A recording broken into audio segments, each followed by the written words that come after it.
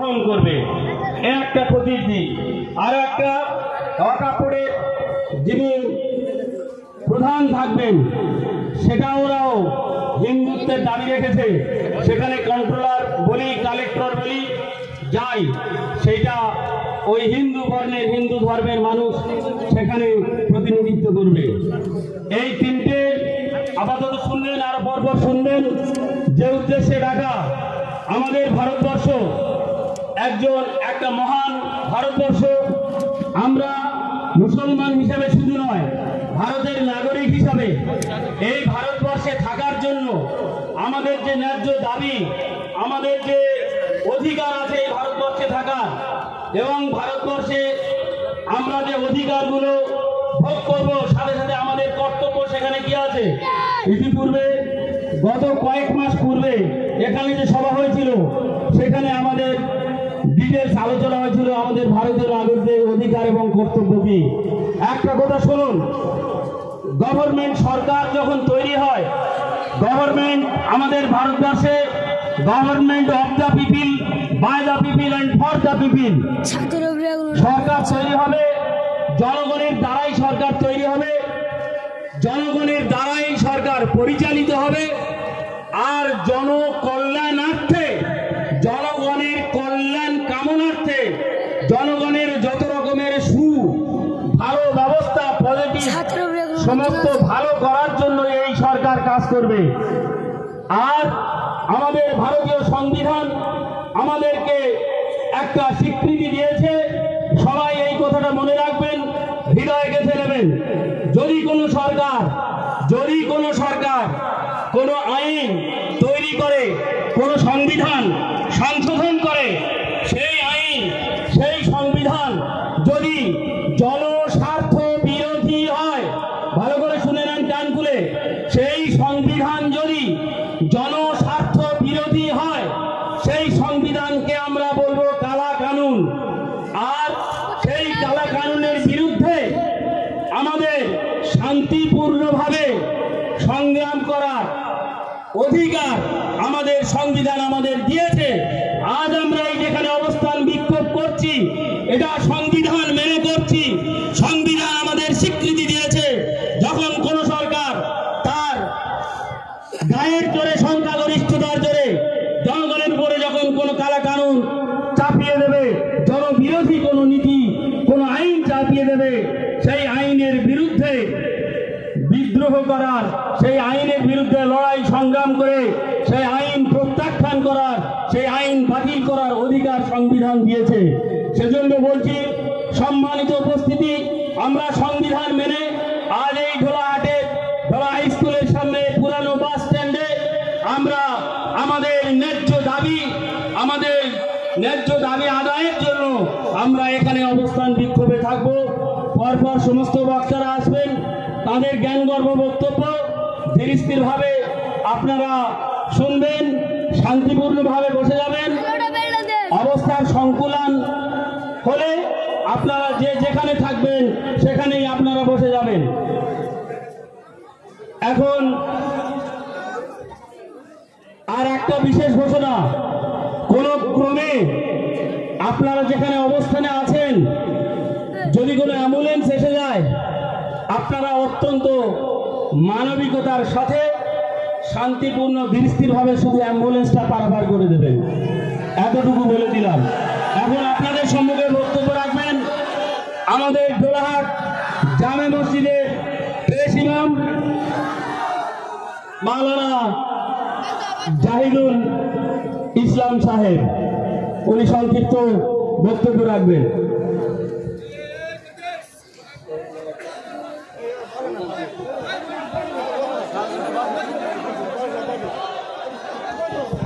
নারায়ে তাকবীর, নারায়ে তাকবীর, নারায়ে তাকবীর।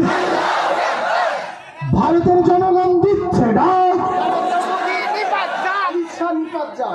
ভারতের জনগণ দিচ্ছে ডাক, ভারতের জনগণ দিচ্ছে ডাক। নারায়ে তাকবীর, নারায়ে তাকবীর।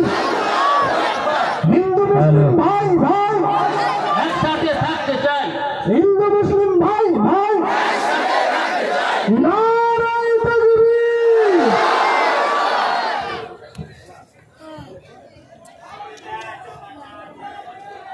نحمده ونصلي على رسوله الكريم يا أيها الذين آمنوا ادخلوا في السلم كافة وقال الله سبحانه وتعالى وتجاهدون في سبيل الله بأموالكم وأنفسكم मेरे मोहतरम सम्मानित मुसलमान भाई সকলকে জানাই এই যে বিপদ এই সম্প্রদায়ের উপর যে কালো অন্ধকার ঘনিয়ে এসেছে তার জন্য আমাদের সকলকে এক হতে হবে।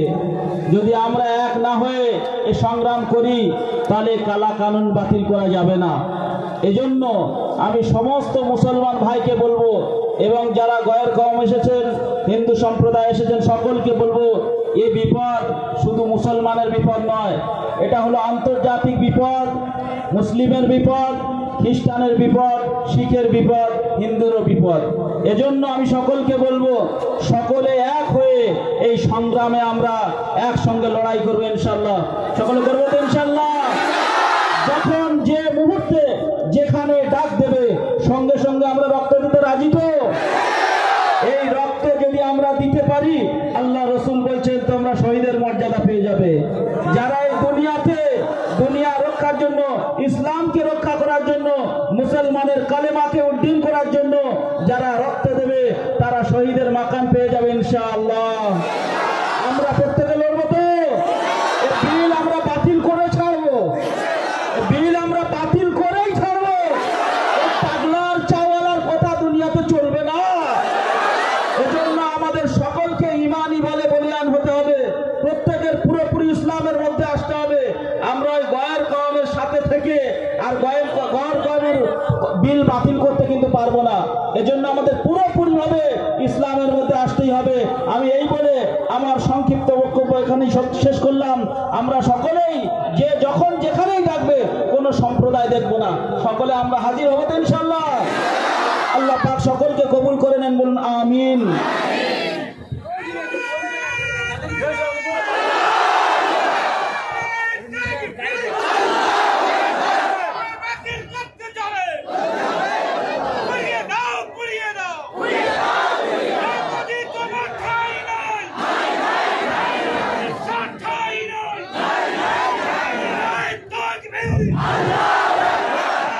সম্মানিত ভাইরা,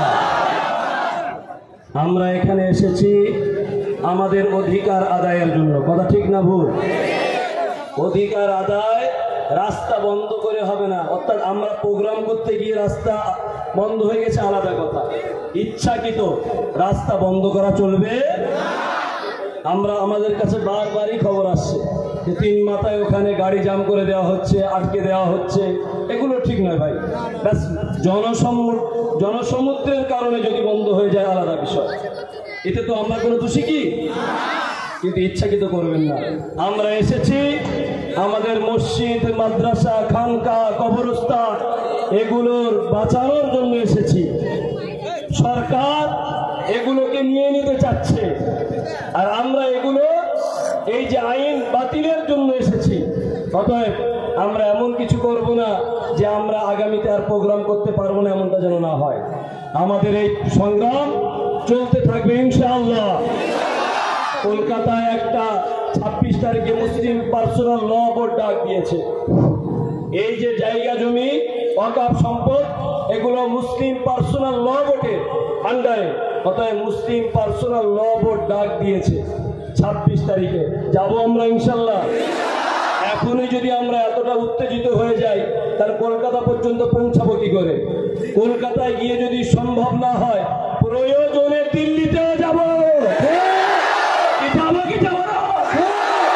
প্রয়োজনে যেমন বসে আছি এমন দিল্লিতে গিয়েও আমরা বসে থাকবো মাসের পর মাস। যতক্ষণ না প্রত্যাহার করবে ততক্ষণ আমরা রাস্তা ছাড়বো না। মনে রাখবেন, তারা যে এই কালা কানুন নিয়ে এসেছে তার একটাই কারণ, যত ভালো ভালো জায়গা আছে, যত ক্লাব রয়েছে, যত খেলার মাঠ রয়েছে এবং আমাদের বিশেষ বিশেষ গুরুত্বপূর্ণ যে জায়গাগুলো রয়েছে সেগুলো ওয়াকফ সম্পত্তির উপরেই রয়েছে। এমনকি হিন্দু ভাইদের মন্দিরও রয়েছে, এমনকি আমাদের আমার অনেক ভাই ছাদের উপরে যারা আছেন, ছাদের উপরে যারা আছেন, হাই টেনশন আছে উপরে, ওই পতাকাটা নামান, পতাকাটাকে নিচে নামান, হাই টেনশন তার আছে উপরে। আর বাচ্চা ছেলেরা যারা সামনে আছে ওদেরকে পিছনে করে দিন, বা যারা বাচ্চা ছেলে সামনে আছে ওদেরকে পিছনে করে দিন। এখন আপনাদের সম্মুখে বক্তব্য রাখবেন খুব সংক্ষিপ্ত নাসির উদ্দিন বৈদ্য, কাজী, ঢোলাহাট থানা এলাকা।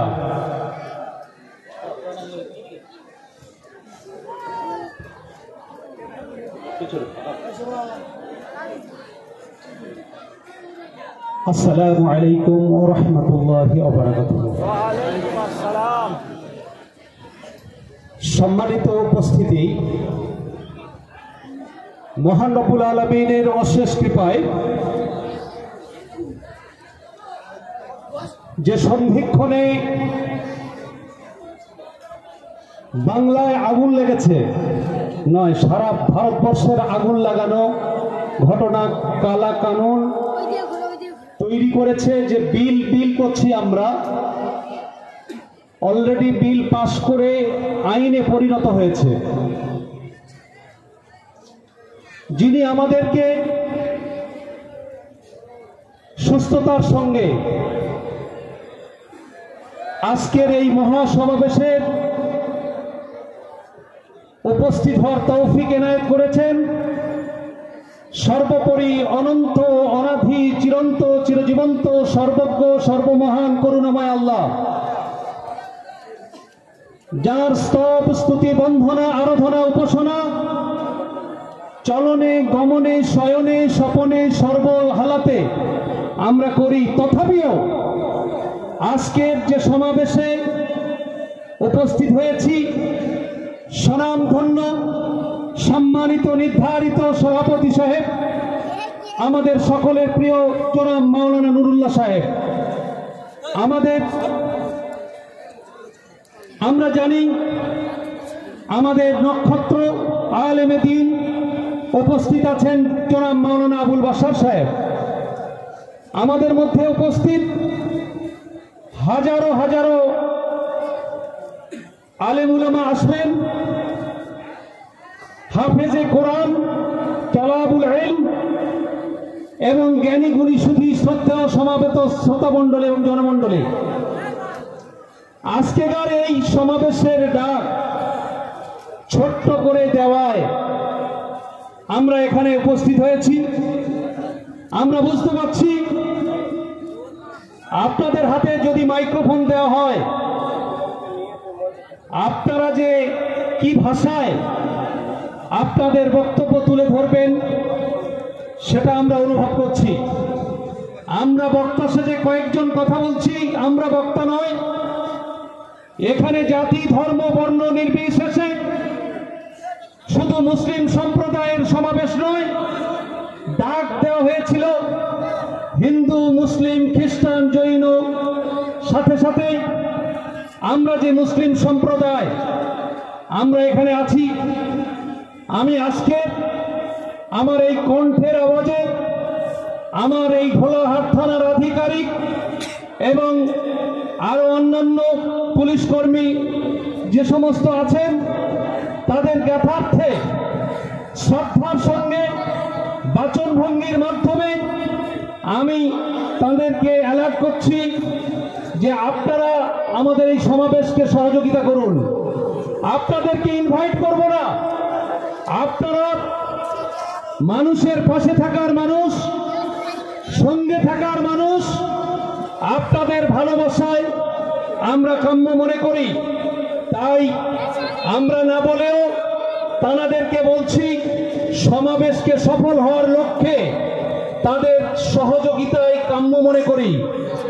আমি আলোচনা করতে চাই আজকে আমরা যারা টুপি পরেছি, কেউ পরি না, আমরা মনে রাখবেন আমরা কাফন পরে নিতে রাজি আছি, আছি কিনা?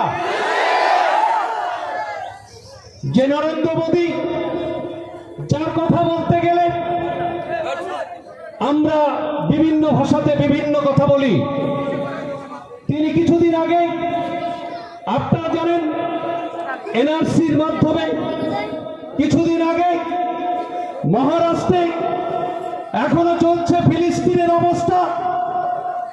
এই শয়তানের চক্রান্তে আপনারা জেনে রাখবেন, ওয়াকআপ করছেন। ওয়াকআপ দ্যাট মিন্স যে সমস্ত সম্পদ যারা চিরতরের মতো বিদায় নিয়ে মহান প্রভুর ডাকে সাড়া দিয়ে নীরব নগরের বাসিন্দা হয়ে গেছেন, কবরস্থানে অবস্থান করছেন, তারা আমাদের কারা? তারা আমাদের উত্তরসূরি, তারা আমাদের বাপদাদা, তারা আমাদের প্রাণপ্রিয় মানুষরা। তাদের সম্পদটাকে ফি সাবিলিল্লাহ আল্লাহর রাস্তে দিয়েছে এবং আছে।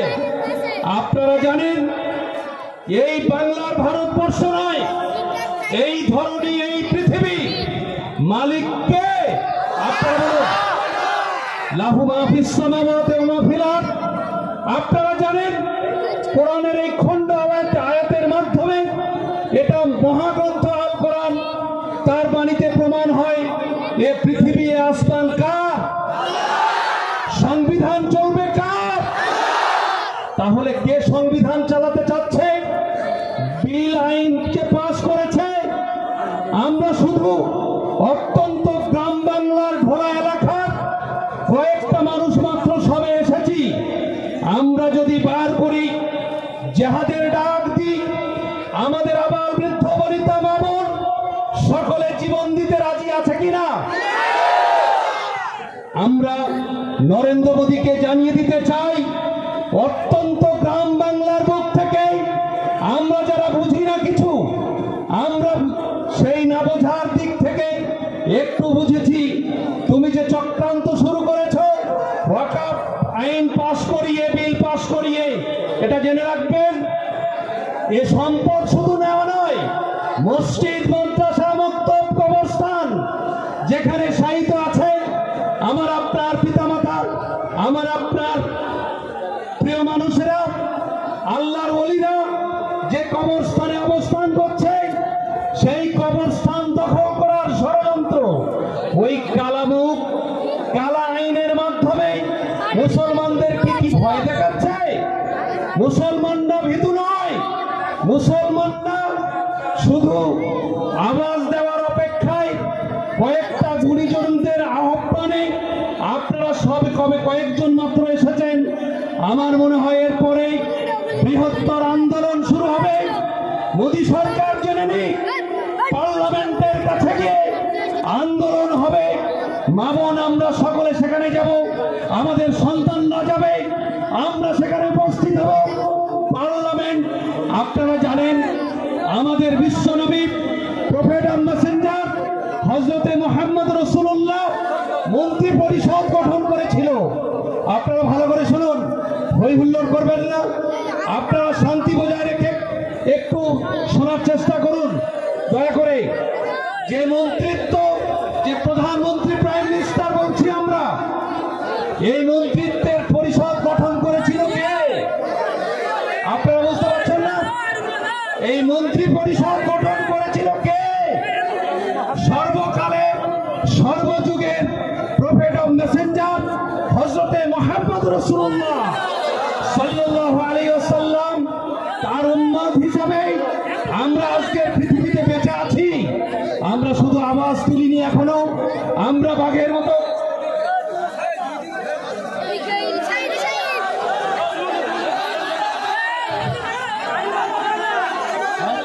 পানি খাওয়ার কি খুব প্রয়োজন হয়েছে মনে হয়?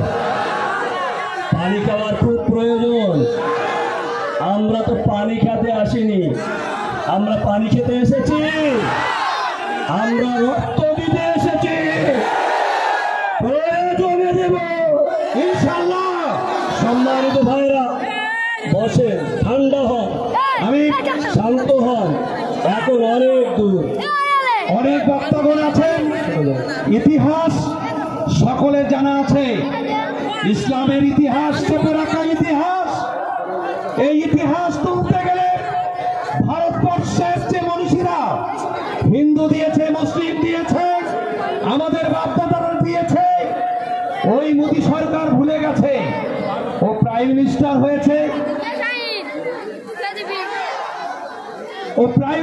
হয়েছে, ও মনে করছে আমার আইন চলছে, চলবে। আপনারা জেনে রাখবেন যে ফিলিস্তিনের বুকে আজও তার চক্রান্ত চলছে। আমরা যেতে না পারলেও আমাদের অন্তর সেখানে আছে। আর আমরা এই পার্লামেন্টে যে বিল পাস হয়েছে, এই পার্লামেন্টের গতিতে সর্বপ্রথম বসানোর জায়গা তৈরি করেছিলেন কে? সে আইন শিক্ষা দিয়েছিলেন কে? সে হলেন সর্বকালের সর্বযুগের প্রফেট অফ মেসেঞ্জার হযরতে মুহাম্মদ রাসূলুল্লাহ। তার উম্মত হিসাবে আজও আমরা আছি, আমরা মরে যাইনি, আমরা বেঁচে আছি। আগামী দিন আপনার মসজিদ মাদ্রাসা দখল করবে, আপনারা মেনে নেবেন? সুতরাং এই আন্দোলন মুসলমানদের আন্দোলন নয়। মুসলমানদের সঙ্গে চাওয়ালা একটু লেগে দেখছিল, যার এখনো পর্যন্ত সার্টিফিকেট তার স্থায়ী বাসিন্দা হিসাবে, তার রেসিডেন্সিয়াল প্রুফ হিসাবে সে এখনো দেখাতে পারে না।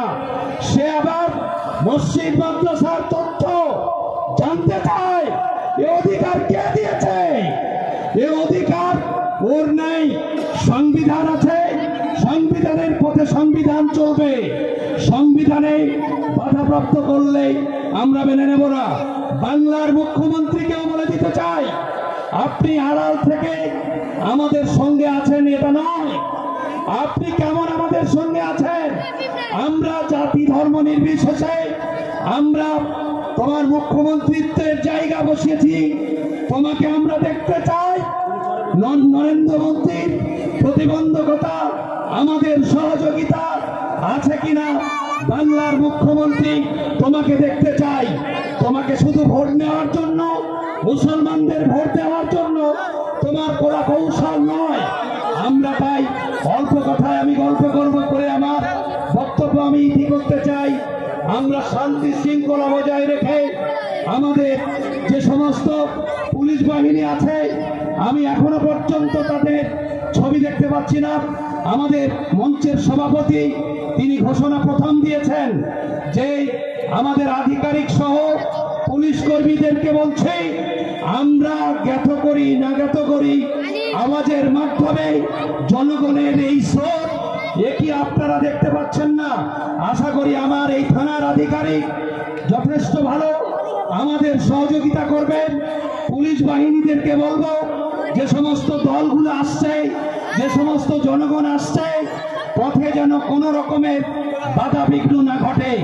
আপনাদের সহযোগিতায় এই আজকেকার এই সমাবেশ সফল হোক। আগামী দিনে এই বার্তা দিতে চাই, মুসলিম পার্সোনাল ল বোর্ডের পক্ষ থেকে বিশিষ্টজনদেরকে বৈঠকের মাধ্যমে যে সিদ্ধান্ত চূড়ান্ত হয়েছে, আগামী দিন 26 তারিখে আমরা কলকাতা শহরকে অচল করে দিয়ে ভারতবর্ষের মুসলমান আমরা দেখিয়ে দেব।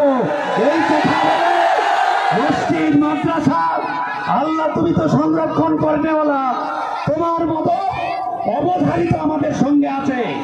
আমরা ইসলামের ঝান্ডা নিয়ে আগামী দিনে ওই নরেন্দ্র মোদীর সঙ্গে আমরা তলোয়ার নিয়ে নয়, লাঠি নিয়ে নয়, ইমানের দাবি নিয়ে তাকে আমি নিশ্চিহ্ন করে আর ওই কালা কানুনকে বাতিল করে মুসলিম আইনকে সচল করে ঠিক করে আমরা আগামী দিনে তবে থামব। এই ভাষা রেখে, এই বক্তব্য রেখে আমি আমার কথা সংক্ষিপ্ত ইতি করলাম। আপনারা ভালো থাকবেন, শান্তি থাকবেন, শান্তিপ্রিয় মুসলমান আপনারা জিন্দাবাদ, ইমানদার জিন্দাবাদ, সকলের জিন্দাবাদ জিন্দাবাদ। শুক্রিয়া কাজী সাহেব তার জ্ঞানপূর্ণ কথা রাখার জন্য। কাজী সাহেবের বক্তব্যের সঙ্গে একটি কথা জুড়ে দিতে চাই যে আল্লাহর মদদ এবং সাহায্য অবধারিত আসবে। আল্লাহ তার পবিত্র কোরআনের মধ্যে উল্লেখ করেছেন, নাসরুল মুমিনিন। আল্লাহ স্বয়ং ঘোষণা করছেন যে আমি আল্লাহ আমার ইমানদার বান্দাদের সাহায্য করে আমার দায়িত্ব এবং কর্তব্য। এটা আল্লাহ পাক নিজে ওয়াদা করেছেন, ইন্না ওয়াদাল্লাহি হাক্ক, আল্লাহর ওয়াদা সত্য। সেই হিসাবে আমরা ইমানদারকে আগে হাত তুলে জানাই আমরা ইমানদার, বেশক আমরা ইমানদার, আমরা পরিপূর্ণ ইমানদার। আল্লাহর মদদ সাহায্য আছে।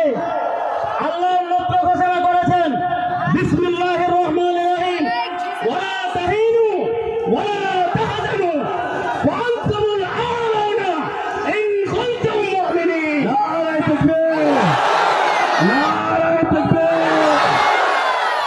আল্লাহ ঘোষণা করেছেন তোমাদের কোনো ভয়ের কারণ নেই, তোমাদের কোনো চিন্তার কারণ নেই, নিশ্চয় তোমরা বিজয় লাভ করবে। ইনশাআল্লাহ, ইনশাআল্লাহ। বলেন না কি আমরা বিজয়ী হব না, হব না? শর্ত একটাই, ইন কুনতুম মুমিনিন, যদি তোমরা মুমিন হও। আমরা ইতিপূর্বে আমরা ইমানদার মুমিন কিনা আমরা আল্লাহর দরবারে হাত তুলে আল্লাহর কাছে সাক্ষী হয়ে জানিয়েছি আমরা ইমানদার এবং মুমিন। সেই হিসেবে আমাদের এই জয় কারো দুনিয়ার কোনো শক্তি, দুনিয়ার কোনো পরাশক্তি আমাদেরকে কেউ রুখতে পারবে না, পারবে না, পারবে না।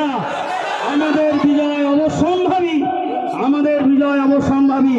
এখন আপনাদের সম্মুখে বক্তব্য রাখবেন আমাদের সভার প্রিয় মাওলানা আবুল বাশার কাসেমি মহাশয়। আলহামদুলিল্লাহ ওয়া কাফা ওয়া সালামুন আলা ইবাদিহিল্লাযীনা আসতাফা, আম্মা বা'দ। আউযু বিল্লাহি মিনাশ শাইতানির রাজীম। বিসমিল্লাহির রহমানির রহিম। ইউরিদুনা আন ইউতফিউ নূরাল্লাহি বিআফওয়াহিহিম ওয়া ইয়াবাল্লাহু ইল্লা ইউতিম্মা নূরাহু ওয়ালাউ কারিহাল কাফিরুন।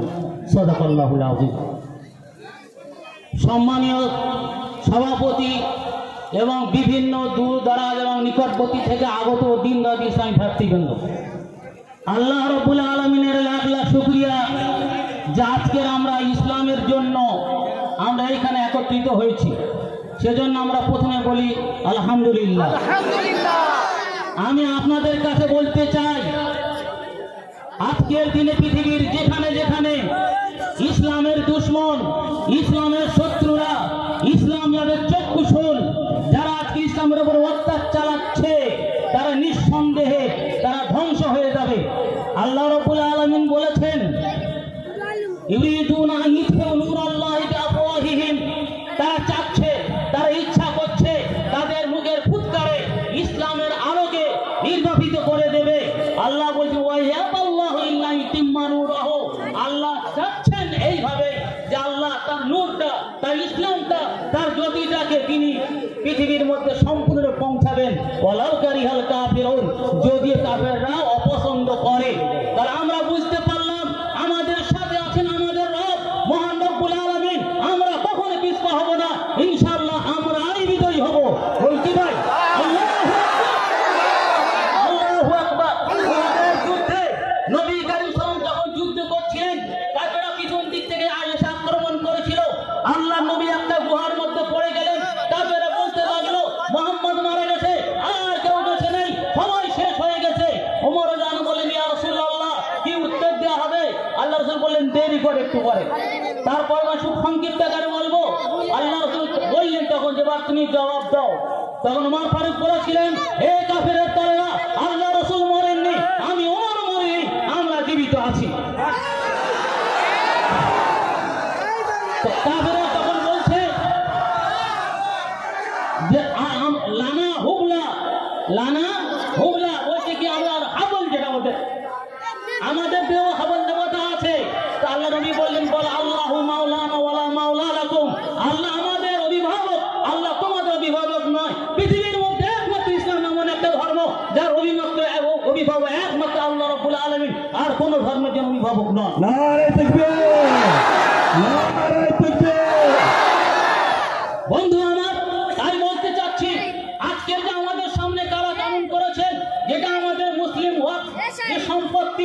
এই সম্পত্তি আমাদের কাছ থেকে কেড়ে নিচ্ছে।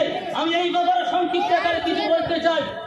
আপনারা জানেন 2014 সালে যখন ভারতবর্ষে বিজেপি এসেছিল, তাদের একটা মূল লক্ষ্য উদ্দেশ্য ছিল। মূল লক্ষ্য উদ্দেশ্য হলো এটাই যে ইসলাম ধর্মটাকে চিরতরে শেষ করে দেওয়া, এটা তাদের উদ্দেশ্য। তাই সর্বপ্রথমে তারা যে আইনটা পাশ করেছিল মুসলিম পার্সোনাল লর একটা অংশ বিশেষ, সেটা হলো 3 তালাক। তারা বলেছিল যে 3 তালাক অবৈধ, এটা দেওয়া যাবে না।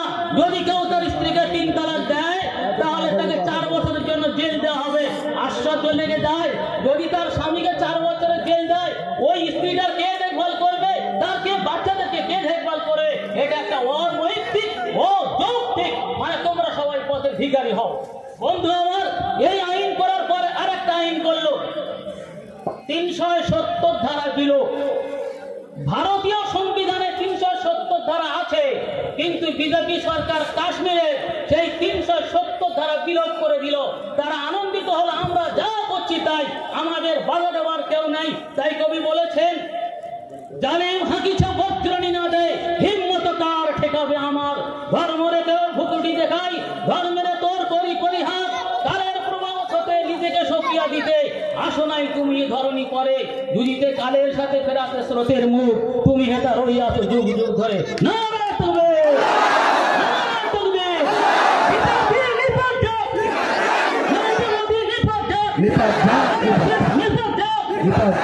ইসলাম জিন্দাবাদ, জিন্দাবাদ, জিন্দাবাদ। তাই আমাদের একটাই কথা বলেছে ওইখানে, যে আল্লাহ নিরন্তর চাচ্ছেন, আল্লাহ তার দিনটাকে পৃথিবীর এক প্রান্ত থেকে অপর প্রান্তে পৌঁছে দেবে। আজকে যদি আমরা লক্ষ্য করে দেখি, আমাদের সাহায্য করার মালিককে আল্লাহ। কেন বলছি আমরা আল্লাহ? আপনারা জেনে থাকবেন, ঘটনা সংক্ষিপ্ত আকারে বলবো। বদরের যুদ্ধে 300-এর কয়েকজন বেশি, মানে 13 জন, কয়েকজন বেশি, তাদের কাছে না অস্ত্র শস্ত্র ছিল না তেমন কিছু ছিল। যে 313 জন সাহাবা বদরের মাঝে যুদ্ধ করতে গিয়েছিলেন, তাদের প্রতিপক্ষ 1000-এরও বেশি ছিল। আল্লাহর নবী বদরের ময়দানে তিনি সেজদায় পড়ে গেলেন, কাঁদতে লাগলেন, আল্লাহ যদি আজকে দিনে আমার এই সহচরেরা, আমার এই সাথীরা, আমার এই সঙ্গীরা পৃথিবীর বুক থেকে একেবারে বিদায় নেয়, আর পৃথিবীর বুকে একজন আল্লাহ বন্ধওয়ালা লোক পাওয়া যাবে না। আল্লাহ রাব্বুল আলামিন অভয় বাণী দিয়ে শোনালেন, হে নবী মুহাম্মদ, তোমাকে বিদায় দান করা হবে। তাই আল্লাহ রাব্বুল আলামিন 313 জন লোকের কাছে 1000-এর বেশি লোককে পরিবর্তন করে বলুন সুবহানাল্লাহ। আজকে যদি আমরা লড়াই করবো বলতে কি হচ্ছে? আমাদের দ্বন্দ্ব এই জায়গায় নয় যে আমরা রাম নবীর মতো হাতে তরবারি নিয়ে, হাতে লাঠি নিয়ে, হাতে পিস্তল নিয়ে রাস্তা বন্ধ করে আমরা কারো আঘাত করবো, এটা কখনো নয়। ইসলামের কথা বলে নয়। আমাদের আদর্শটা কি? আমরা তার খুলুকুল কোরআন, নবীর চরিত্রকে কোরআন, যে আদর্শ দেখে আমরা তাদেরকে আমরা আমাদের মধ্যে নিয়ে আসবো। তাই বন্ধু আমার, একটা কথা বলে রাখবো, যে আমরা আমাদের যে কথাগুলো বলছিলাম, একটা হলো আমাদের 370 ধারা দিল, 370 ধারা দিল। তার পরবর্তীতে আনলো কি? বাবরি মসজিদ। বাবরি মসজিদ কার? 528 খ্রিস্টাব্দে বাবরি মসজিদ তৈরি হয়েছিল। কত আশ্চর্য লাগে যে এই বাবরি মসজিদ ভাঙার জন্য কত বাহানা করা হলো। আমাদের ভারতবর্ষের প্রধানমন্ত্রী বর্তমানে, যার রক্ত মাখা হাত, তার হাত থেকে রক্ত দরদর পড়ছে বলে মনে হয়। যেদিন গুজরাটে বুধারার গন্ডগোল হয়, হাজার হাজার মুসলমানকে কতল করেছে, মুসলিম মেয়েদেরকে ইজ্জত লুণ্ঠন করেছে, গর্ভবতী মেয়েদের পেটের বাচ্চা বের করে নিয়ে তার বুকেও ত্রিশূল মেরে ফেলেছে। বন্ধু আমার, কিন্তু আল্লাহ বলে একজন আছেন, আমাদের যিনি এই প্রধানমন্ত্রী, ইনি বলছেন হিন্দু খাতরে মে হয়। বড় আশ্চর্যের কথা, যেদিন ভারতবর্ষের প্রধানমন্ত্রী ছিলেন একজন শিখ, ভারতবর্ষের রাষ্ট্রপতি ছিলেন একজন মুসলমান, সেদিন কিন্তু হিন্দু খতরার মধ্যে ছিল না। আজ ভারতবর্ষের রাষ্ট্রপতি হিন্দু, ভারতবর্ষের প্রধানমন্ত্রী হিন্দু, ভারতবর্ষের স্বরাষ্ট্রমন্ত্রী সেও হিন্দু, তবু বলছে হিন্দু খতরে মে হয়। তার মানে কত দ্বন্দ্বের মধ্যে আছে যে ওদের সাহস হচ্ছে না মুসলমানের সামনে দাঁড়াবে। তো বন্ধু আমার, এই বাবরি মসজিদটাকে কি করা হলো? বাবরি মসজিদটাকে ভেঙে ফেল দেওয়া হলো। আর বাবরি মসজিদ জায়গাটাকে দখল করার জন্য আদালতের আশ্রয় নিয়ে, আদালতের মাধ্যমে বাবরি মসজিদ জায়গাটাকে তারা দখল করে নিল। বন্ধু আমার, এটা তারা নিরস্ত্র হয়নি। এর কারণটা একটু বলে দিই, কেন ওরা নিচ্ছে এগুলো একটু বলবো, তো এক কথা আগে নিয়ে যাও। এর পরবর্তী ওরা বলছে আপনার ইউনিফর্ম সিভিল কোড সকলের জন্য এক আইন, অভিন্ন দেওয়ানি বিধি, এটা উত্তরাখণ্ডে এটা ওরা চালু করেছে। হিন্দু মুসলিম সবার জন্য এক আইন, তার মানে বিশাল ক্ষতিকর একটা আইন। কিন্তু সরকার এত নির্ভর, মনে হয় ওরা লেখাপড়া শেখেনি। ইউনিফর্ম সিভিল কোড কত অভিন্ন দেওয়ানি বিধি, কারণ আমরা যা খাবো হিন্দুরা তাই খাবে, আমরা যা খাবো খ্রিস্টান তাই খাবে, আমরা যা খাবো বৌদ্ধরা তাই খাবে। এর নাম uniform civil code. Uniform language, uniform seat, food, এগুলো সব কিন্তু ইউনিফর্ম সিভিল কোডের মধ্যে থাকতে হবে। তারা তা না করে শুধু ধর্মটাকে নিয়ে বলছে এর নাম ইউনিফর্ম সিভিল কোড। তাহলে এখন প্রশ্ন, বিজেপির এত জ্বালা ধরলো কেন, তারা এই কাজ করছে কেন, এই কথা আমি বলতে চাইবো। আপনারা জানেন বিজেপি 1969 সালে ভারতবর্ষের স্বাধীনতার ক্ষেত্রে এদের কোনো কিছু ব্যাপার নয়, কিন্তু যারা আরএসএস ছিলেন তারা কিন্তু ভারতের স্বাধীনতার ক্ষেত্রে ভারতের বিরোধী ছিলেন। ভারত যাতে স্বাধীনতা না লাভ করতে না পারে তারা ওই শয়তানদের পক্ষে ছিলেন। সেজন্য আরএসএস এর যিনি প্রতিষ্ঠাতা, কয়েকদিন পরে উনি একজন গোলওয়ার্কার লিখেছেন একটা বই, ইংলিশ বই থেকে উনি লিখছেন যে মুসলমানদের জায়গা ভারত নয়, যদি মুসলমানেরা ভারতে বসবাস করতে চায় তাহলে হিন্দু জাতিদের অধীনস্থ থেকে তাদের কথা মতো কাজ করে এখানে থাকতে হবে। তাদের কোনো অধিকার থাকবে না, তাদের কোনো সুযোগ সুবিধা থাকবে না, তাদের কোনো প্রকার অধিকার দেওয়া হবে না। এটা হলো, তাহলে আমরা কি মানবো ভাই? এই কথা মানবো আমরা? তাহলে আরএসএস এর এই কথা মানছি না, মানবো না। বিজেপির এই কথা মানছি না, মানবো না। হিংসার এই কথা মানছি না, মানবো না। বিজেপি তুমি দূর হতো। এখন ভাই আর একটা কথা বলিনি, তাহলে এই যে কথাটা বললাম, আরএসএস এর এরা হচ্ছে চেলা, এইটা এরাই চাচ্ছে আরএসএস যা বলেছে সেইভাবে আমি চলবো, মুসলমানদেরকে ভারত থেকে একদম শেষ করে দেবো, দ্বিতীয় শ্রেণীর নাগরিক করে রাখবো, আমাদের কথা মতো চলবে, আর ওদের কোনো কিছু থাকবে না। তাহলে আমরা কি ওদের কথা চলবো? নিঃসন্দেহ না। আমরা ইসলামের বলে বলিয়ান কিনা বলুন? নিঃসন্দেহ আমরা ইসলামের বলে বলিয়ান। আমাদের সাহস যোগাবেন আল্লাহ, আমরা কারোর সঙ্গে আমি লড়বো না। কিন্তু কথা বলছি এটাই, যদি কেউ আমাদের মারতে আসে ছেড়ে দেওয়া জায়েজ হবে না। বুঝাচ্ছেন আমার কথাটা? যদি কেউ মারতে আসে ছেড়ে দেওয়া জায়েজ হবে না, এটা একেবারে আসল কথাই। আর আল্লাহ বলেছেন যে একজন মুসলমান 20 জন মুসলমান শেষ করতে পারবে। তা আমরা কিন্তু মারামারির কথা বলছি না, যদি কেউ মারতে আসে তাহলে ছেড়ে দেওয়া যাবে না।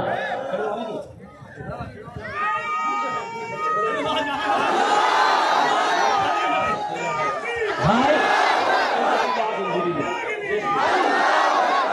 তাহলে বোঝা গেল, আমি দু একটা কথা বলে শেষ করে, বহু বক্তা রয়েছেন।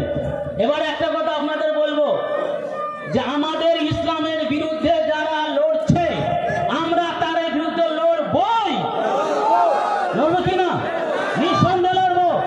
ইসলাম তাদের চক্ষুশূল, দোয়া করে আল্লাহ রাব্বুল আলামিন তাদের হেদায়েত দিন, ইসলাম আনার তৌফিক দিন।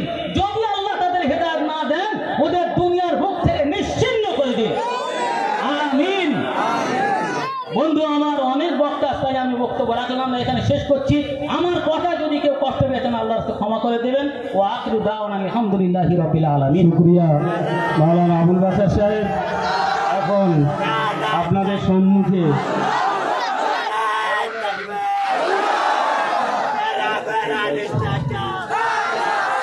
খুব সংক্ষিপ্ত বক্তব্য রাখবেন আমাদের সবার পরিচিত বিশিষ্ট সমাজসেবক জনাব ইউসুফ আলী ফুরকাজি মহাশয়। অনেকগুলো বক্তা রয়েছেন, সেভাবে ইকমতের সঙ্গে খুব সংক্ষিপ্ত বক্তব্য রাখার জন্য ওনাকে আহ্বান।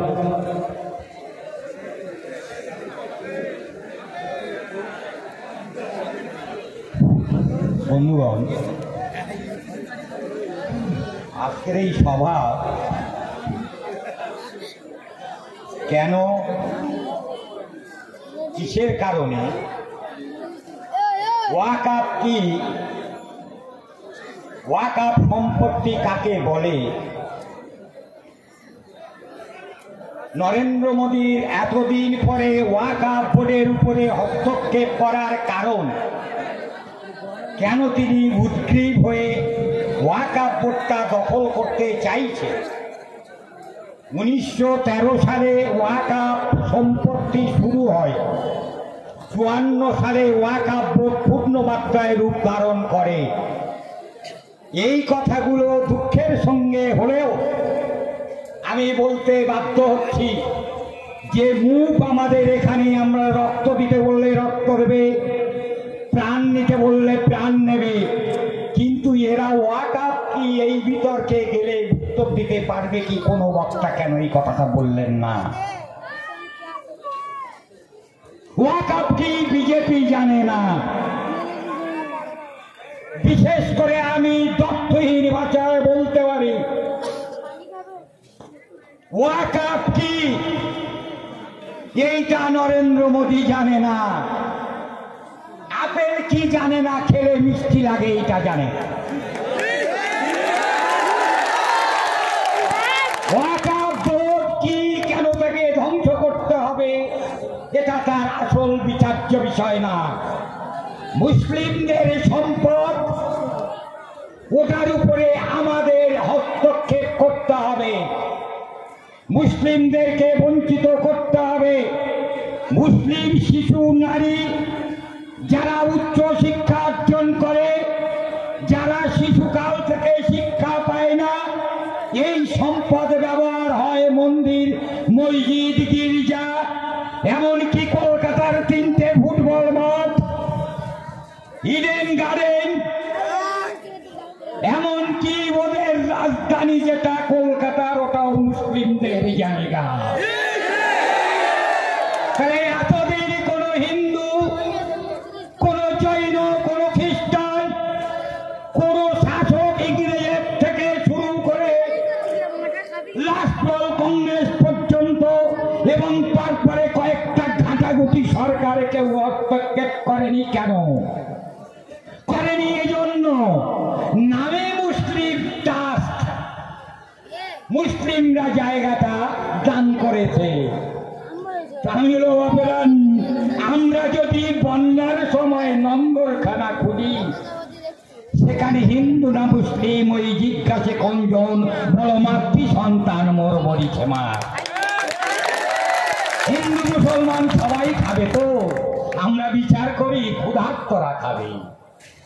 এটা কোনো কথার কথায় এলো না, এর জন্য আমি দুঃখিত। আমরা কি শিক্ষা দিচ্ছি এখানে? পুলিশ দেখলে লাঠি উঁচাও, যেন পুলিশ আমাদের শত্রু।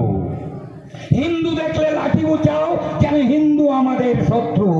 শত্রু নরেন্দ্র মোদী এবং পুঁজিবালাদেরকে কেউ দেখাচ্ছে না। রাতে সূর্য তো শত্রু, চন্দ্র মিত্র, তাহলে সূর্য শত্রু এটাকে দেখাও, সবাই দৌড়ে যাক সূর্যের দিকে। ভেঙে ফেলে কটলে লপটে রক্ত জমাট শিকল পূজার পাশার বেদি, ওরে ও তরু নিশার বাজা তোর প্রলয়ে ভীষণ ধ্বংস নিশার উরূপ প্রাচীর প্রাচীর। এখানে একটা জিনিস হয়ে যাওয়া আছে, আমি নেতৃত্বের কথা বলবো না, তারপরে বুঝবেন। আমরা খরগোশ খুব ছুটতে পারি, দীর্ঘদিন ধরে এইটা কারাঘুষো চলছে, আমরা জানি না।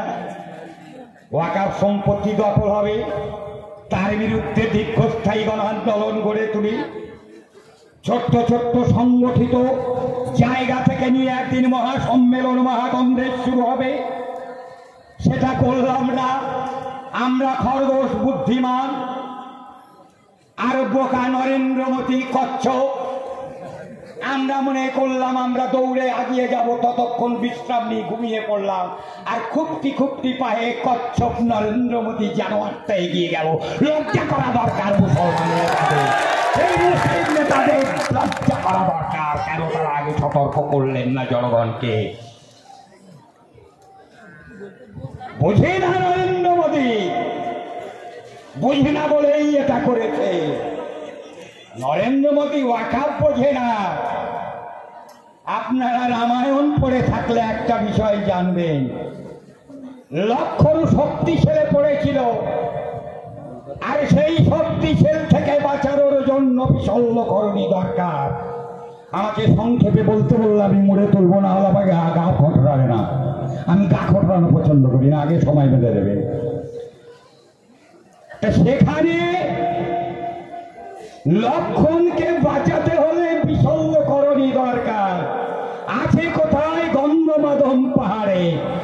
আনতে অনেক সময় যাবে, লক্ষণ মরে যাবে। আনবে কে? হনুমান পুত্র পবন। পবন তো বিশল্যকরণী চেনে না, নির্বোধ। সে গোটা গন্ধমাদন পাহাড় তুলে আনলো। আর আমাদের নরেন্দ্র মোদী এত বড় একটা উজবুক শয়তান, জালেম জানোয়ার, উনি ওয়াকাফ কি জানে না, ইসলাম কি জানে না, তাদের উপরে হস্তক্ষেপ করলো। ও ওয়াকাফ দখল করেনি, মুসলিমদের ইজ্জতে হাত দিয়েছে। ইজ্জতে লেজে পা পড়লে ঠোস খেতে হবে নরেন্দ্র মোদী। যে আমি একটু সময় পাবো, কত বাজে বলো? আর 3 মিনিট আছে, কি বলবো বলো তোমরা? আমি বলছি, এই যে মুখকে বারবার নায়ক পদবীর আল্লাহর আকবার বলানোর জন্য ব্যস্ত আমরা বক্তারা, সত্যি কথা কি এতেই আমাদের মুক্তি হবে? তাহলে তো হযরত মুহাম্মদকে খোলা তরোয়াল হাতে যুদ্ধের ময়দানে যেতে হতো না সত্যকে প্রতিষ্ঠা করার জন্য। আমি তা বলে বলছি না এখানে দুটো হিন্দু মারো এবং পুলিশ মারো। সুসংগঠিত সৈনিক সেদিন হযরত মুহাম্মদের হাতে ছিল, যেখানে হযরত মুহাম্মদের দান শহীদ করে দিয়েছে। যোদ্ধারা বলেছিলেন এখনই সব শেষ করে দেব, আর মুহাম্মদ বলছেন আমার রক্তটা যে মেরেছে ওর নেকির পাল্লায় দিও আল্লাহ। সেই দিন একজন ইসলাম গ্রহণ করেছিল, হযরত ওমর ইসলাম গ্রহণ করেছিল, যে হযরত মুহাম্মদকে মারতে গিয়েছিল। তার আমার এই যতটা নমনীয় হতে হবে, ততটা আবার উপরে উঠতে হবে। এই জন্য আমরা অপ্রয়োজনে একটা পিপিলিকা মারব না, আবার প্রয়োজনে রক্তের হোলি খেলতে আমরা পারি। নজরুল বলছেন, আমিও বলছি এই আন্দোলনটা কি আগে দিনে থামলে হবে না। তুমি যেরকম করে সৃষ্টি করেছ, আমাদের সেই রকম করে ধ্বংস করার মতো নেতৃত্ব দিয়ে গেছে আমাদের কাজী নজরুল ইসলাম। বলছেন আমি বিদ্রোহীর অনুক্রান্ত, আমি সেই দিন হব শান্ত, যাবে উৎপীড়িতের ক্রন্দন রোল, আকাশে বাতাসে ধরিবে না, অত্যাচারীর খড়গ কৃপার ভীম রণভূমে রনিবে না। যতদিন বিজেপি জাল্লাদ আছো ততদিন লড়াই চলবে, এ লড়াই থেকে আমরা পিছু হতে না। রক্ত চাই, রক্ত দাও, ওয়াকাফ বিল আপোষ দাও। এখানে যারা বর্ষিয়ান রাজনীতিবিদরা আছেন তারা জানেন, দিল্লির বুকে কৃষক সম্মেলন, অবরোধ, 4,500 মানুষ মরে গেছে, সরেনি তবু সেই বিল আপোষ করে নিতে মোদিজি বাধ্য হয়েছে। নেতা তো দূরের কথা, এটা তুলতে বাধ্য আমরা। যদি হিন্দু, মুসলিম, জৈন, খ্রিস্টান, শুধু ওই কিছু অশ্লীল রাজনৈতিক দল, উগ্র হিন্দুত্ববাদীরা বাদে আমরা সবাই তো এক হতে পারি, তাহলে বীর আপোষ হতে বাধ্য। নরেন্দ্র মোদীর পেচ্ছাপ ছড়ে যাবে পার্লামেন্টে ঢুকতে গেলে, তাই জানি। তাই আমি আমার বক্তব্য পিছনে খোটা আসছে বাড়াবো না। জীবনে অনেক সময় পেয়েছি, অনেক সময় আগামী দিনে পাবো। আমি একটা কথা শেষ বলে যাচ্ছি, কে 10 মিনিট সময় দেবে আমাকে? দেবে না। এখানে অনেক বক্তা আছে, লক্ষণ মন্ডল সাহেব আছেন, তিনি খুব ভালো বক্তা, আমার থেকেও ভালো। আমি অনুরোধ করব যে আপনারা শুধু এইটুকু মনে রাখুন, যতদিন না পর্যন্ত এ বিল কেন পুঁজিবাদে আক্রান্ত মানুষ যতদিন নির্যাতিত নিষ্পেষিত হবে ততদিন আন্দোলন চলবে।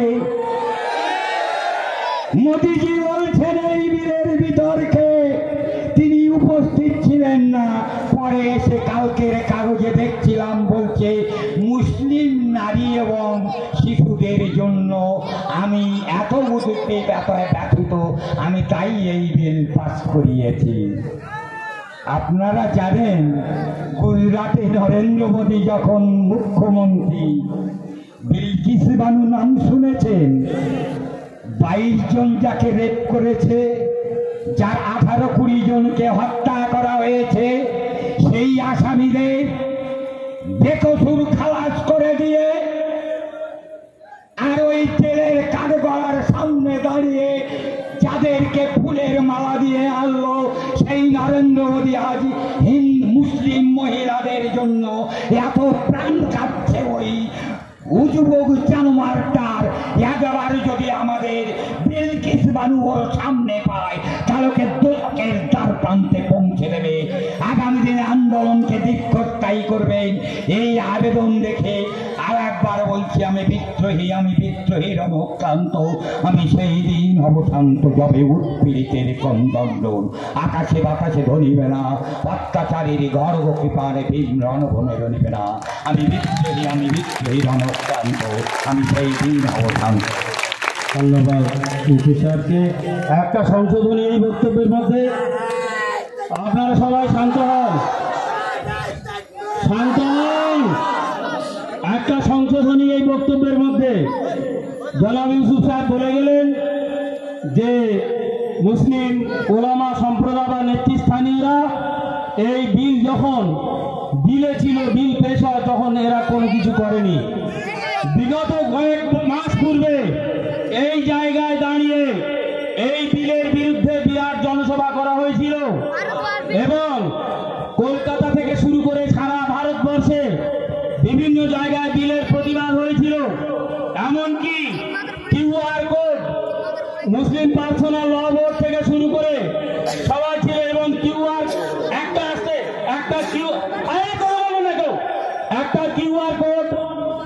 কোড এখানে দিয়ে ফরম্যাট তৈরি করা হয়েছিল। আমরা দিনে রাতে গ্রামে গঞ্জে ঘুরে ঘুরে সেই কিউআর কোডে সই করিয়ে কয়েক কোটি জেপিসিতে পাঠিয়েছিলাম সই স্বাক্ষর সম্বলিত। এর বিরুদ্ধে বহু প্রচেষ্টা করা হয়েছে। উনি হয়তো আমার প্রারম্ভিক ভাষণ শোনেনি, উনি অনেক লেটে এসছেন। প্রারম্ভিক ভাষণে এটা ডিটেলস ডিসকাশন হয়েছে। জেপিসিতে কারচুপি করে সংখ্যাগরিষ্ঠতার বিচারে ওরা আবার পার্লামেন্টে সেটা ফেরত দিয়েছে। এখন আপনাদের সম্মুখে বক্তব্য রাখবেন বিশিষ্ট শিক্ষক আন্দোলনের নেতা শ্রীমান লক্ষণ মন্ডল এখন আপনাদের সম্মুখে বক্তব্য রাখবেন। শ্রীমান লক্ষণ মন্ডল আসুন। অজ্ঞতাবশত কথা বলবেন না, অজ্ঞতাবশত কথা বলতে হবে না। আপনি জানবেন নেতৃত্ব দেবে ওলামারা কারা? এটা তো পিতের না, তারা নেতৃত্ব দেবে, তারা। অতএব অযথা না বুঝে কথা বলা উচিত না। আজকে এই মহতী সভার মাননীয় সভাপতি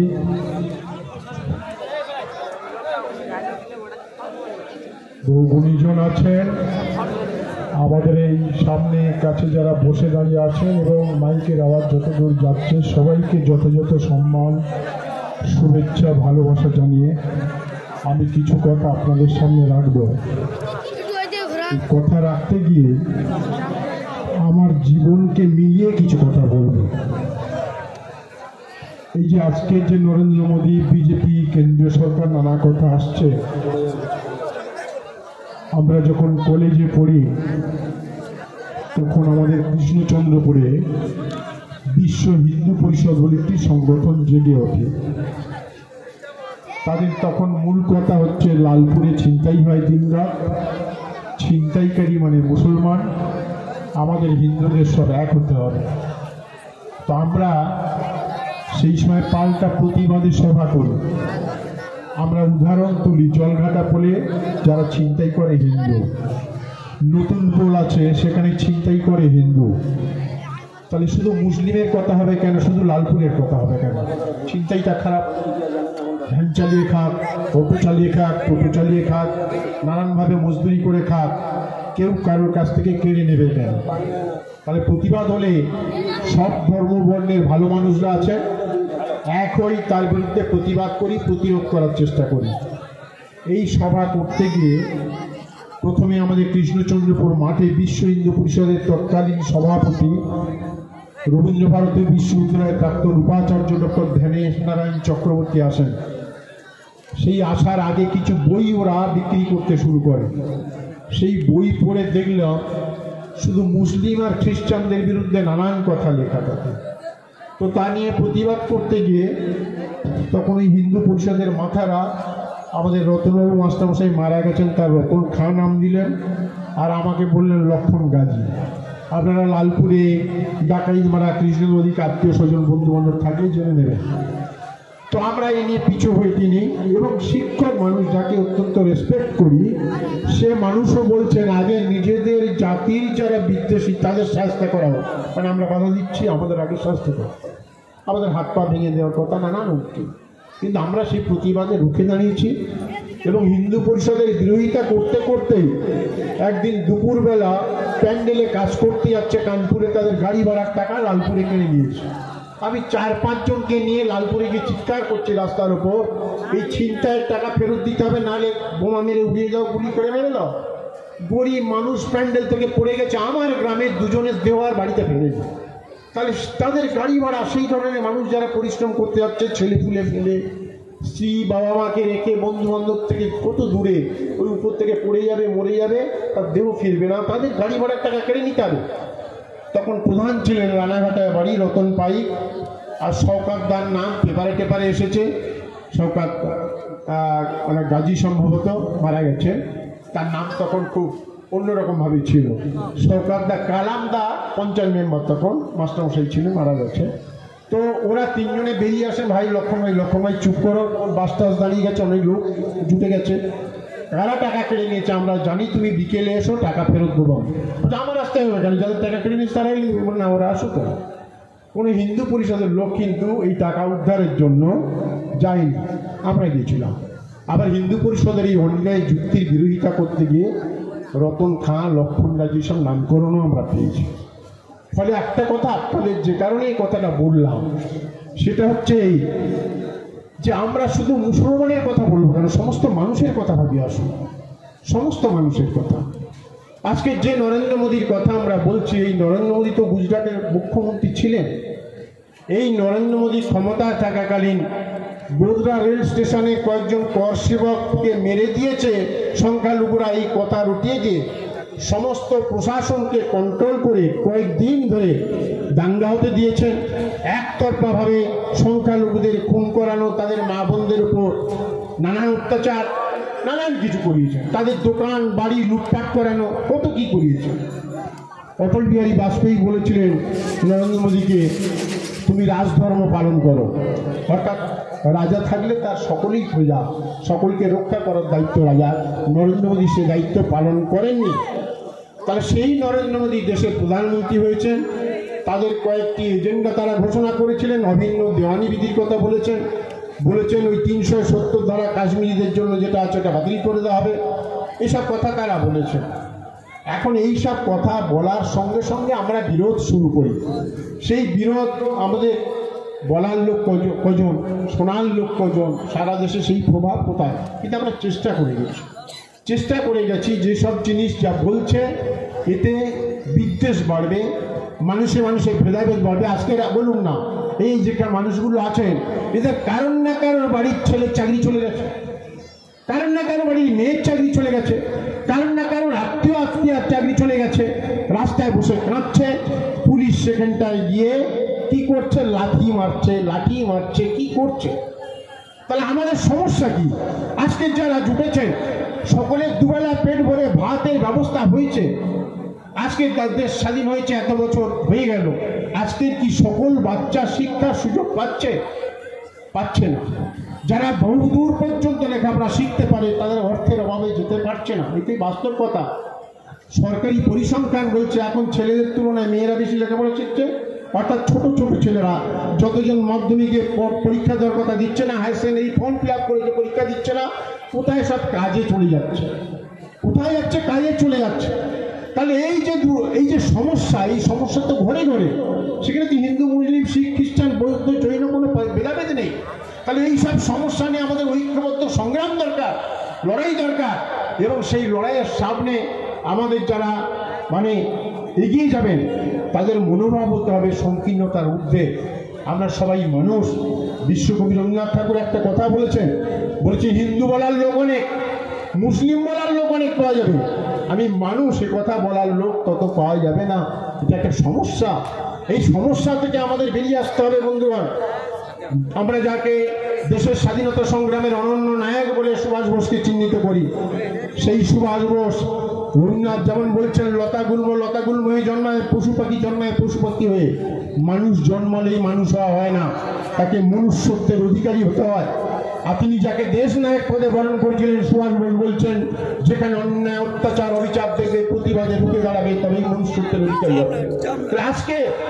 আজকে ওয়াকফ বিলটা শুধু মুসলিম চোখে দেখলে হবে না, মানুষ চোখে দেখো।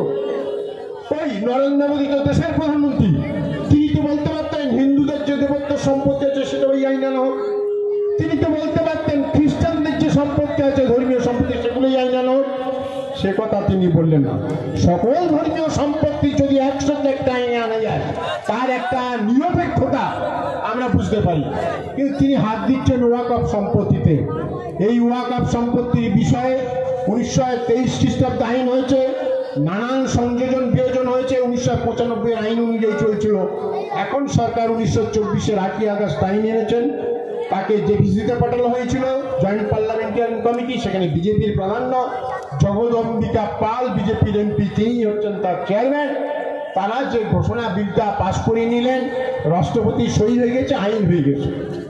বিষয় হচ্ছে এই যে সম্পত্তি, এই সম্পত্তি গরিব ছেলেপুলেদের লেখাপড়ার জন্য, দুস্থদের চিকিৎসার জন্য, তালাকপ্রাপ্ত মহিলাদের খোরপোশের জন্য, নানান কাজে এইসব ব্যয় হয়। তাহলে সেই জায়গায় ওনারা কি করছেন, আইনে কি বলছেন, এবারে যে কমিটি হবে, একটা কেন্দ্রীয় কাউন্সিল আর 30টা প্রাদেশিক কাউন্সিল ছিল ওয়াকফ সম্পত্তি সংক্রান্ত, সেটাকে এমন করে নিয়ে আসা হলো সেখানটায় সংখ্যালঘু প্রতিনিধি সংখ্যায় কমে থাকবে, বেশিরভাগ অন্য সম্প্রদায়ের লোকজন থাকতে পারবেন। যেখানটা সার্ভেয়ার থাকার কথা সেখানে ডিএমকে দায়িত্ব দিচ্ছেন। যে সম্পত্তিতে বলা হয়েছিল হস্তান্তর করা যাবে না, ক্রয় বিক্রয় চলবে না, এখন বলা হচ্ছে ডিএম মনে করলে সে সম্পত্তি তিনি এদিক ওদিক করতে পারবেন। এইসব নানান রকম ভাবে কার্যত এই ওয়াকফ সম্পত্তির লোভে পড়েছেন নরেন্দ্র মোদীরা। তারা এই সম্পত্তিটা আস্তে আস্তে নানা কায়দায় মূলত তাদের দৃষ্টিভঙ্গিটাকে, এটা যদি আমরা বুঝি আমাদের কাছে পরিষ্কার হয়ে যাবে। ধরুন এই যে মাঝে মাঝে হিসাব বেরোয়, যেই নির্বাচনের জন্য বিজেপি এত কোটি টাকা দান পেয়েছে, তৃণমূল এত কোটি টাকা ওই ক্যালকাটা ইলেকট্রিক সাপ্লাই কোম্পানির কাছ থেকে পেয়েছে, অমুক তমুক নানান সব কথা। এই টাকাগুলো মালিকরা দেয় কেন? টাকা দেয় এই তাদের দেওয়া টাকায় যারা দিচ্ছে তাদেরকে ব্যবহার করে সরকারি ক্ষমতা জোরে নিজেরা ব্যবসা বাড়াবে, আরো শোষণ বাড়াবে। এই হচ্ছে দৃষ্টিভঙ্গি। এই দৃষ্টিভঙ্গির জায়গায় আমরা যদি না ঘুরতে পারি, আজকে আমাদের তারা ক্ষমতা আসার আগে কি বলেছিলেন দুর্নীতিমুক্ত দেশ দেবো। তিনি বলেছিলেন আমি চৌকিদার, সবকিছু পাহারা দেবো। তিনি বলেছিলেন বেকারদের কর্মসংস্থান বছরে 2 কোটি হবে। কিন্তু বলেন হিন্দুদের বেকার চাকরি পাবে, বলেন দেশে 2 কোটি করে বেকারের কর্মসংস্থান হবে প্রতি বছর। আর কার্যত কি দাঁড়ালো? বেকার আরো বেড়ে গেছে, এবং তিনি বলছেন পকোড়া শিল্প, ওই যে পকোড়া আমরা কিনে খাই সন্ধ্যেবেলা সব দোকানে ভিড় করি, উনি বলছেন এইভাবে বেকার সমস্যার সমাধান হবে। এই যে কথাগুলো আজকে আমাদের মানতে হবে। আজকে তিনি বলেছেন চৌকিদার, আমরা ছোটবেলায় চৌকিদার দেখছি, এখন চৌকিদারি ব্যবস্থা নেই। আপনারা যারা বয়স্ক তারা দেখেছেন, আমার গ্রামের নকুল শিকারী চৌকিদার ছিলেন। রাত্রিবেলা একটা লণ্ঠন নিয়ে আর একটা লাঠি নিয়ে মাঝরাতে পাড়ায় ঢুকতেন। বিশিষ্ট ব্যক্তি সেই কয়েকটা ফ্যামিলির মধ্যে যিনি, তার নাম ধরে এখন জেগে আছো বলে চিৎকার করলো। তার মানে কি, আগে গ্রামে গ্রামে এত পাকা বাড়ি ছিল না, সব মাটির বাড়ি ছিল। আর কি লোহার কি দিয়ে গর্ত খুলতো, দেওয়াল ফুটো করে ঘরে ঢুকে পড়তো, যে জিনিসপত্র নিয়ে চলে গেল, ওই চোর গেল আমরা চিৎকার করতো, আর আমরা শুনতাম, তাড়া করতাম এসব জিনিস। তাহলে সেই সিলাই চুরি থেকে বাঁচানোর জন্য, গরিব মানুষের সম্পদ রক্ষার জন্য চৌকিদার চিৎকার করে গ্রামবাসীকে জাগিয়ে দিতেন। তাহলে নরেন্দ্র মোদী চৌকিদার হলে সেটাই তার কাজ ছিল। আজকে ললিত মোদী, নীরব মোদী, বিজয় মালিয়া একের পর এক শিল্পপতি আমাদের দেশের জনগণের গচ্ছিত টাকা ব্যাংকে, সেখান থেকে হাজার হাজার লাখ লাখ কোটি টাকা ধার নিয়ে সুদ দেওয়া তো দূরের কথা, আসল শোধ না দিয়ে বিদেশে চলে গেলেন। কই চৌকিদার নরেন্দ্র মোদী, কই পাহারা দিচ্ছেন? তিনি পাহারা দিচ্ছেন যাতে টাকা নিয়ে চলে যেতে পারে। ললিত মোদী বলছেন আমি 13,500 কোটি টাকা নিয়েছি, সেই 13,500 কোটি টাকার 32% টাকা আমি নিয়েছি, বাকি সব বিজেপি নেতারা নিয়েছি। আর আমি দেশ ছেড়ে পালিয়েছি তা নয়, আমাকে বিজেপি নেতারা দেশ ছাড়া করেছে, দেখেছেন আপনারা কাগজে পেয়েছে। তাহলে এই যে ব্যক্তিরা আজকে শুধু নরেন্দ্র মোদী বিজেপি করে বলে তার দোষ তো বাবরি মসজিদ ধ্বংসের কারণে না।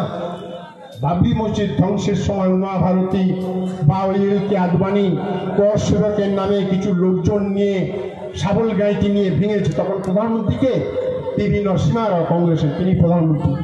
তার আগে ওইখানটা তো চাবি দেওয়া ছিল, চাবি খুলেছিল কে? রাজীব গান্ধী যখন প্রধানমন্ত্রী। রামলালার মূর্তি ঢুকতে দিয়েছিল কেন সেখানটায়? তাহলে ভোট হচ্ছে তাদের দরকার।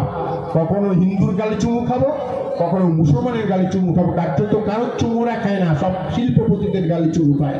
তাদের টাকা নিয়ে ক্ষমতায় থাকার জন্য, ক্ষমতায় আসার জন্য তারা এক এক সময় এক একজনকে ব্যবহার করে। আর এই ব্যবহার করতে গিয়ে আজকে সার্বিকভাবে দেশের আমরা সাধারণ মানুষ, কোটি কোটি সাধারণ মানুষ আজকের আমাদের ছেলে মেয়েদের লেখাপড়া শেখাতে পারছে না, আমাদের শিক্ষিত ছেলে মেয়েরা চাকরি পাচ্ছে না, চাকরির যোগ্যতায় পরীক্ষা দিয়ে পাস করে লাইনে আছে, তার চাকরি হচ্ছে না, টপকে গিয়ে কিংবা পরীক্ষায় না বসে কিংবা সাদা খাতা জমা দিয়ে লক্ষ লক্ষ টাকার বিনিময়ে অনেকের ছেলে মেয়ে চাকরি করছে। আজকের কোর্টে কেস, সেখানে স্বচ্ছ আর অস্বচ্ছ এই লিস্ট সরকার না দেওয়ার কারণে, ওএমআর সিট পুড়িয়ে ফেলার কারণে, নানান কারণে আজকের এমন একটা পরিস্থিতি তৈরি হয়েছে, একে কয়েক বছর শিক্ষক নিয়োগ নেই, আর তারপরে আরো প্রায় 26,000 কার্যত স্বচ্ছ, অন্তত যেভাবে এসেছে 20,000। আমাদের বক্তব্য হচ্ছে যে আমাদের দেশের আইন ব্যবস্থা নাকি 10 জন অপরাধী যদি ছাড় পায়, একজন নিরপরাধ ব্যক্তি যেন শাস্তি না পায়। তাহলে তুমি সুপ্রিম কোর্ট বলছো যে তারা দুর্নীতির পথে চাকরি পেয়েছে, তারা 12% সুদসহ টাকা শোধ দিতে হবে, তারা চাকরির পরীক্ষায় বসতে পারবে না। আর যারা স্বচ্ছতার ভিত্তিতে নিযুক্ত তারা 3 মাসের মধ্যে আবার নিযুক্ত হবেন, এই তো বলেছেন। তাহলে তুমি তো কোনো না কোনো ভাবে চিহ্নিত করেছো, তাহলে তুমি বললে না কেন যে যাদের দুর্নীতি পথে চাকরি হয়েছে, প্রমাণ হয়েছে, তাদের চাকরি খারিজ, বাকিরা চাকরি করবে? তাহলে তুমি আমাদের দেশের আইনে একটা দৃষ্টিভঙ্গি, বিচারের এক দৃষ্টিভঙ্গির কথা বলা হয়েছে, তা মানা হয়নি। আজকের এই পরিস্থিতির সামনে দাঁড়িয়ে আপনাদের কাছে আমাদের বলার সেটা হচ্ছে, ওই নজরুলের কথা, হিন্দু না ওরা মুসলিম, ওই জিজ্ঞাসে কোনজন, কান্ডারি বলো ডুবিছে মানুষ সন্তান মোরমার। আমার দেশের সাধারণ মানুষ বিদ্যুতের দাম বাড়ার কারণে, কৃষকরা ফসলের ন্যায্য দাম না পাওয়ার কারণে, সারের প্যাকেটের গায়ে যে দাম লেখা আছে তার থেকে বাড়তি টাকা দিয়ে সার কিনতে চাষিদের বাধ্য করার কারণে, আমাদের দেশের বেকার সমস্যা তীব্র থেকে তীব্রতর হওয়ার কারণে, শিক্ষা বেসরকারীকরণের কারণে আজকের আমরা সবাই সাধারণ মানুষ বঞ্চিত। আসুন সাধারণ মানুষের ঐক্য গড়ে তুলে প্রতিবাদ প্রতিরোধের পথে আমরা যাব এবং সেভাবেই আমরা দাবি আদায় করতে পারি। অতীতে বারবার প্রমাণিত হয়েছে যে লড়াই সংগ্রাম করে মানুষ অধিকার আদায় করে। হযরত মুহাম্মদের জীবন যার কথা বারবার বলেন, বারবার স্মরণ করেন, আমরা শ্রদ্ধা করি। তার জীবন হচ্ছে সংগ্রামী জীবন। সে সংগ্রাম অন্যায় অত্যাচার অবিচারের বিরুদ্ধে সংগ্রাম। আসুন সেই লড়াইয়ের শপথ নিয়ে আগামী দিনে জোটবদ্ধভাবে আমরা এগিয়ে যাব, এই প্রত্যাশা রেখে সবাইকে যথার্থ ও যথাযথ অভিনন্দন, শুভেচ্ছা, ভালোবাসা জানিয়ে আমার সংক্ষিপ্ত কথা এখানে শেষ করছি। ধন্যবাদ। Very very thanks and congratulation মাস্টারমশাই লক্ষণবাবুকে।